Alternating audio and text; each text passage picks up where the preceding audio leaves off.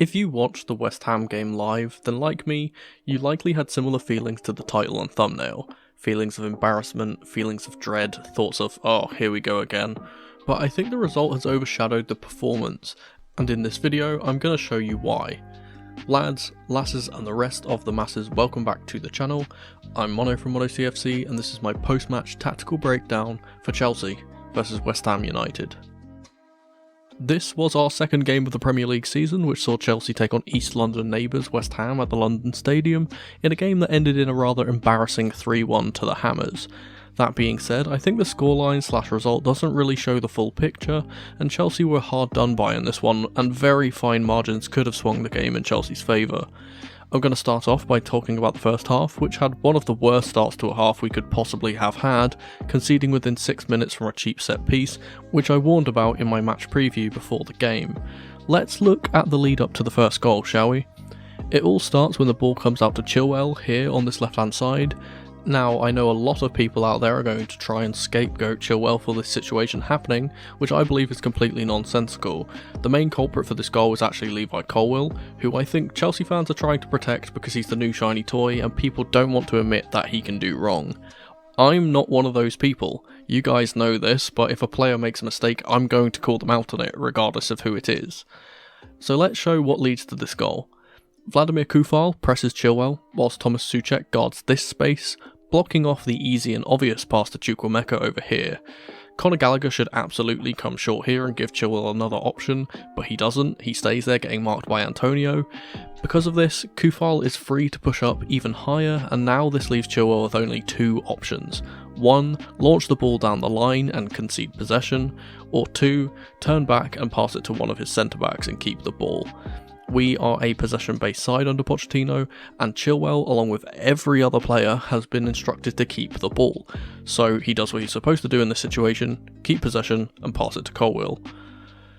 People want to try and argue that Chilwell underhits this pass and that's why Levi eventually ends up losing the ball, but that couldn't be further from the truth. In fact, Chilwell actually plays this ball more favourably to Colwill than if he was to pass it straight to him, because if he plays this here, Bowen just takes the ball immediately. The pass that Chilwell actually plays gives Levi more time in order to either blast the ball long, or what I think he should have done, turned and play this back to the keeper. Instead, Levi takes an extremely heavy touch, then doesn't react at all to his own touch and lets Bowen take it off him. The thing that's frustrating about this is that it almost seems like he doesn't know Bowen is there behind him, but let me show you some screenshots from the actual match here. He looks! He knows that Bowen is behind him and he still doesn't react quick enough to the danger. Regardless, we lose the ball, Bowen runs down the line whilst Coufal overlaps, tracked by Chilwell. Again, I think Levi is rather lackadaisical in his defending here and just simply lets Bowen pass the ball past him to Coufal, who plays the ball off an incoming Conor Gallagher for the corner. This is where one of the reasons I think we were hard done by in this game comes from. This is 100% a foul on Gallagher and not a corner. Both players are initially challenging for the ball, but I'll show you some screenshots of the incident here. Coufal changes direction and doesn't even contest the ball. You can see from his body position here which direction he's going, and he clearly stands on Conor's foot, as you can see here. The standard of refereeing in the Premier League remains utterly atrocious, and I'll get onto a few more incidents later as well, but these are the types of scenarios where I feel we should be using replays for, not just the major decisions. It would take literally less than 5 seconds to watch this replay in slow motion to determine it's not a corner. We see it countless times in the league that these decisions get given the wrong way, and it severely cost Chelsea on Sunday because of refereeing incompetence. Nevertheless, the refs give a corner. Aguerd pushes Gallagher with two hands in the back, which could also be argued as a foul. If this was outside the box, it likely would be, to create himself some space to score the header and put West Ham 1-0 up. For the rest of the half, and well, most of the game really, Chelsea dominated West Ham. We created so many chances and unfortunately didn't take the majority of them, so let's take a look at how we set up and what our game plan was. First things first, let's talk about the formation because this could seem a little confusing at first glance. Pochettino put us into a 4-3-2-1 with Levi Colwill at left back and Chilwell playing as an auxiliary left winger. I'll get onto why I don't like this system in a little bit, but for now let's talk about what I think Poch's ideas were with this formation so we can then understand why it didn't work as well as it could have. So first off, let's look at the team in possession. The formation stays mostly the same except for two key differences. The first is that Malo Gusto over here on the right hand side would get higher up the pitch, similarly to what we would expect of Reece James when he is over on that side. The second is that Colwill will tuck into the centre of the pitch, so in reality this is just a 3 at the back formation. Conor Gallagher would continue to play in the deepest role in midfield, whilst Enzo and Chukwuemeka would go higher, and Chilwell would play very high up as an out and out winger rather than a wing back. What we were trying to do was actually quite interesting. We wanted to let West Ham pressure us, as much as a pragmatic team like them would, then play through that press with long direct balls, with all our attack-minded players staying high up the pitch. On multiple occasions we saw this very thing, Disasi piercing a ball into the feet of Enzo, who would turn and play the ball forward.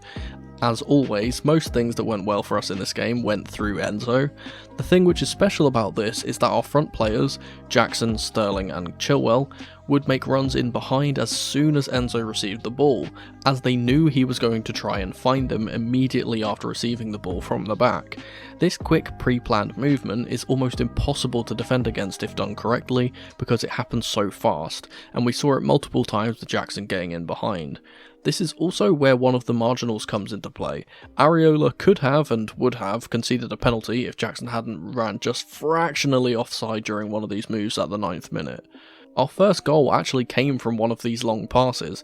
Disasi, who I personally thought had a very good game despite the scoreline, lasers a ball into the feet of Jackson beautifully, which ricochets off of a West Ham player back to the Senegalese to start the move off.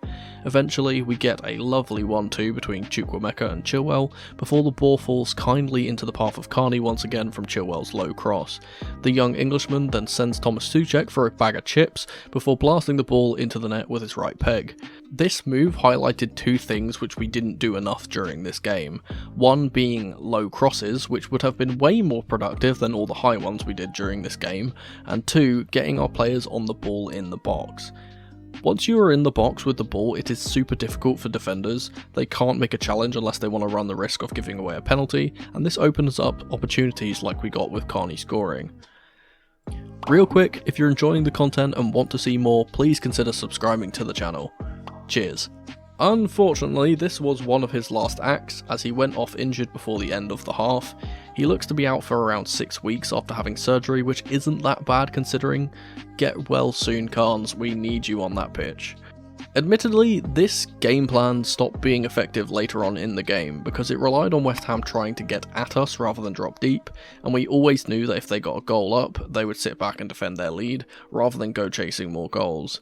This did force a slight change in tactics as we slowed play down and tried instead to break down the stubborn Hammers defence in the second half. But before we talk about the second half, there's one major incident that happened in the first that we need to talk about: the penalty. Firstly, we won this penalty due to some quite magical play from a star reborn Raheem Sterling. I just want to quickly say that Sterling was the clear player of the match for me.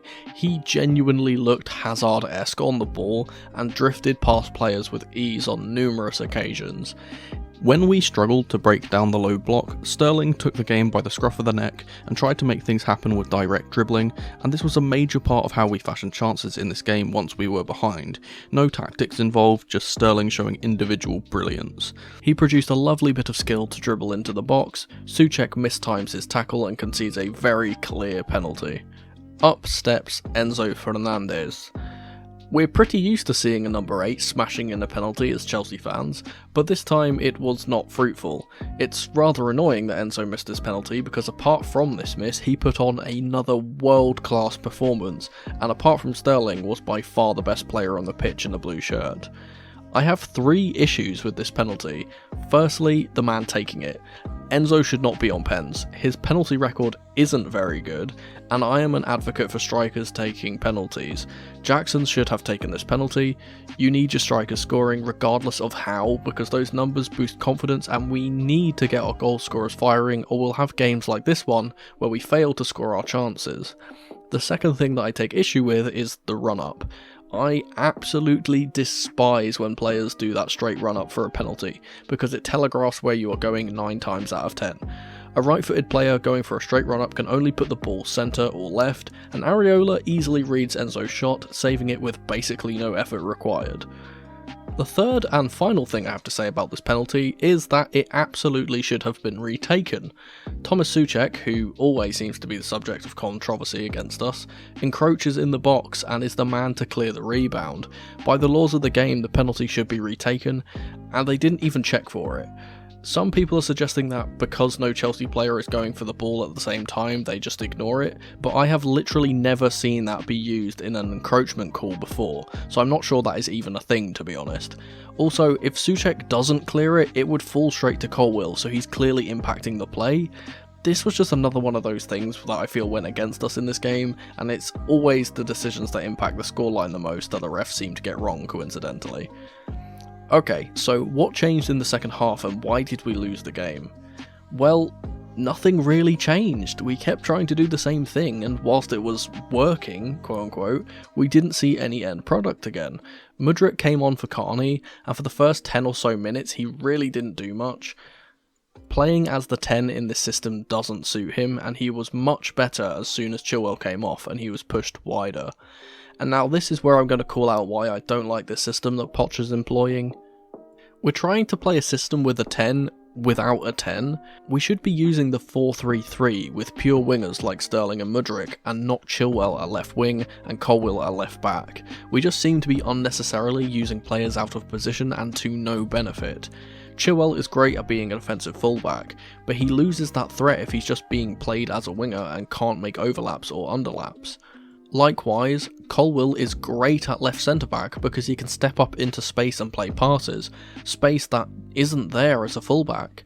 Not only that, but he's never going to make overlapping runs, and that just makes the system into a 3 at the back, which we shouldn't be playing against a team like West Ham. We need the extra body in attack against a low block, and this would be achievable if we just took out one of the centre backs, put Chilwell in left back, and Mudryk or Sterling at left wing. It seems so simple, and I fear that Pochettino severely overthought this game, thinking that the 3 up top for the Hammers would have been more of a goal threat than they actually ended up being. Once Caicedo came on, we swapped into the setup that we should have been playing the entire time, but we still had Colwill playing at left back. I seriously don't know why we took Chilwell off and not one of the centre backs. And speaking of centre backs, let's take a look at Antonio's goal because this is shambolic from all 3 of our central defenders. The main culprit in this situation is undoubtedly Thiago Silva, in my opinion. He steps up to try and win a loose ball, completely misses the ball, and instead of getting back to help out defensively, he stands still like a rabbit in the headlights for 5 whole seconds. I counted. Disasi gives the ball away from a ricochet, and the ball is played over the top for Antonio, who outmuscles Colwill before smashing it through Disasi's legs and into the bottom corner.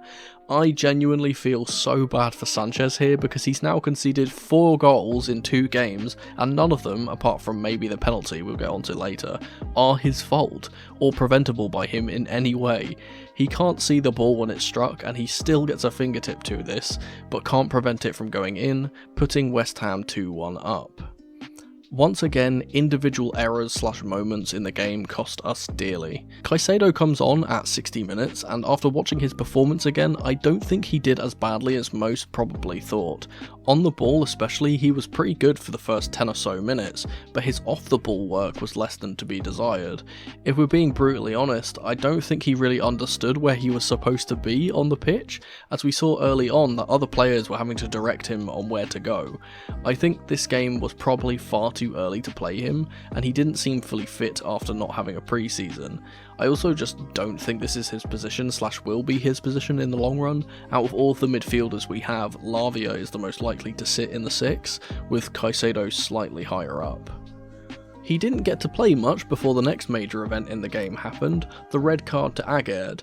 The centre-back makes a horrific tackle on Jackson after another one of those direct balls up to the striker, and sees red because of it. And in my personal opinion, West Ham could genuinely have had more red cards in this game. Paquetá should have definitely seen a second yellow for simulation, and it's arguable that Emerson could have been sent off in the first half too. Not that it would have mattered, mind, because we probably wouldn't have been able to break down lesser men anyway with the way we were playing, constantly crossing the ball high and not low across the face, never cutting the ball back. Almost everything I said possibly could go wrong in my preview did go wrong. This was topped off by Caicedo giving away a late penalty that Paquetá converted to put the Irons up 3-1, putting a horrible aftertaste on what was overall a very good performance. And that's what I want to focus on before we end the video. The performance overall was more than enough to beat West Ham on the day, but a few things didn't go our way and small margins could have on another day resulted in a win for us. We move on to a home tie against Luton Town, who are probably the perfect opposition to bounce back against considering how poor they are in comparison. The preview for that will be out on Friday, an hour before the game, so stay tuned for that. And finally, before the end of the video, it's time for the question of the day. Now the season has started, I have returned to doing comments of the day, so here are a few responses to the last video's question of the day. Thanks guys for the continued support as always. If you want your comment to be featured in the next video, leave your answer to this video's question of the day down below with QOTD at the start. So for this week's question of the day, we'll go for a simple one. What do you think Poch got right/wrong in this game? But that was just my tactical breakdown for this week. Thank you ever so much for watching. Let me know your thoughts on this match in the comment section below, and if you'd be so kind, subscribe to the channel and leave the video a like if you enjoyed. Don't forget to tap the notification bell so you never miss a video from me, or check out some of the other videos on the channel on screen right now. I've been Mono from Mono CFC, and remember, in the rain or in the dry, keep that blue flag flying high. Come on you Blues!